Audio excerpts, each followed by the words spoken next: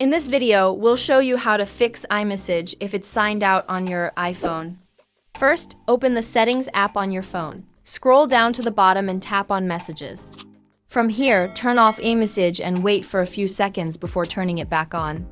You should see Waiting for Activation, and it will go through the process of reactivating iMessage.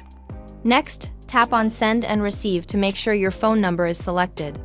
You can also have an email address selected, but ensure your phone number is listed and selected. After that, go back to the main settings screen and tap on General. Scroll down to the bottom and choose Transfer or Reset iPhone. Then tap Reset and select Reset Network Settings.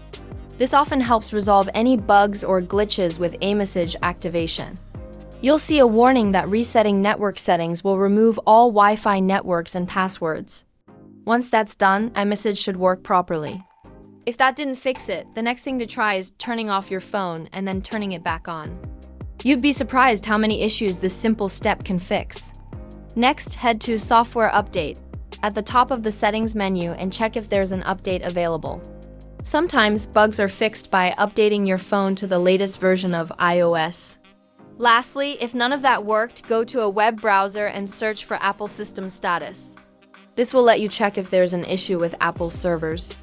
If iMessage shows us down, it means the issue is on Apple's end, and you'll need to wait for their servers to come back up.